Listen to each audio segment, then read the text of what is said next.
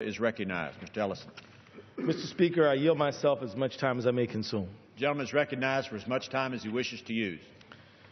Mr. Speaker, what's before us today is a mini omnibus bill that contains actually 11 separate pieces of legislation, some of which may not be controversial, but some of which is incredibly controversial and does not belong in this legislation. This is not an emergency. We have a new Congress. This bill should go through the regular order. Unlike the TRIA bill we just talked about, this bill, which should and must go through the regular order, and is absolutely inappropriate for the suspension calendar. Now, our Republican friends would have us believe that this is just some benign piece of legislation, and yet this bill contains not only procedural problems, but substantive problems which have never seen the light of day in any committee. Some of the legislation has only been public for about 24 hours. And that's what's particularly frightening, is that the text of the bill has changed at least 3 times since Tuesday. We just got started yesterday talking about the importance of regular order, and we're already violating those claims and promises. Mr. Speaker, the House of Representatives should return to regular order with this piece of legislation, and I urge colleagues to reject it. Regular order, whereby legislation is debated at a hearing, marked up by a committee, and then finally considered by the whole House, is the process by which we vet legislation. That is not going on right here and right now, and there's no good reason for it. We do this to ensure that we fully understand the changing law. Nevertheless, Republicans have come here to suspend the rules, to consider a package of 11 bills easing oversight of Wall Street firms, large banks, multinational corporations, and certain brokers. It should be pointed out right now that the ranking member of the House Financial Services Committee, Maxine Waters, who is unable to be in Washington due to personal matters that she has to address, has issued a call to reject this piece of legislation for many of the reasons I'm articulating now. But I think it's also important to point out that there are 52 members of Congress who represent more than 30 million Americans who were sworn in yesterday and will have to vote on the bills affecting federal firms' pledge when they borrow money, affecting what information must be disclosed about certain brokers and financial statements of firms without the opportunity to offer changes. This is the absolute antithesis of regular order, and this bill is not appropriate, and we urge a no.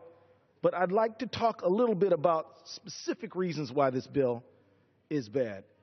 First of all, members should know that this is not the identical bill that came through in the fall. It has very important changes, and if you voted for it last fall, that is no reason to vote for this bill now. First, the vocal rule. This bill undercuts an important part of the Dodd-Frank Wall Street Reform and Consumer Protection Act. The vocal rule was intended to prevent deposit-taking banks that use money insured by the federal government, the people's money, from making bets and using taxpayer-insured funds. The Federal Reserve went out of its way to try to ease the transition to a safer system, but this bill would give mega banks an additional 2 years, totaling 5 years, to sell off certain securities in which they retain ownership rights. 5 more years of risk, 5 more years of massive profit taking. This provision, which almost certainly juices the profits of big mega banks like Citigroup and JP Morgan, has never been vetted. The public has not even had a day to review the text, and it's wrong that bills that help Wall Street and multinational corporations get fast-tracked on day 2 of this Congress, while bills that help working families get slow-walked for years, literally. Just last month, Republicans successfully handed Citigroup and other mega banks a multi-billion-dollar gift by repealing another reform measure known as the swaps pushout, which was intended to prevent another Great Recession.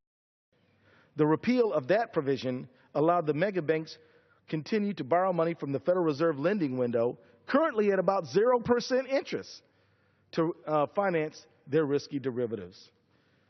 Experts have weighed in, and let me submit for the record the statement by the CEO of Better Markets. Here's a quote. "It's all about the bonus pool," said Dennis Kelleher, president of CEO Better Markets, a financial reform nonprofit.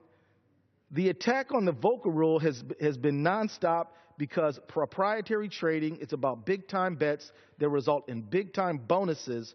Wall Street has been fighting it from day one, and they're not going to stop." So if you believe that there are things in this mini omnibus or this mega bill that might be worth your support, understand that this particular provision has not been vetted anywhere. And for that reason alone, they're literally trying to sneak it in, and you should vote against it. Also, this particular bill includes 3 other provisions that weaken Dodd-Frank, Wall Street Reform, and Consumer Protection Act. These provisions take away the authority of regulators charged with ensuring that everybody plays by the same rules.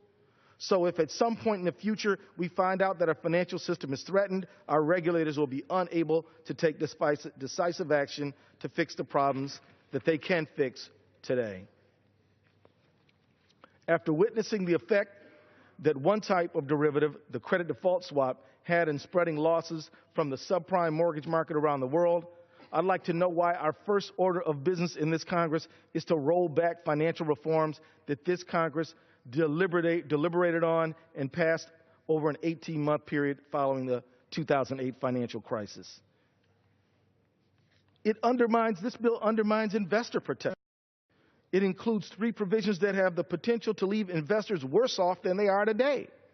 As we proclaim small investors and workers and all these things, why are we undermining investor protections? In one instance, the bill exempts individuals that would broker a merger of a privately owned company to be exempt from SEC regulation.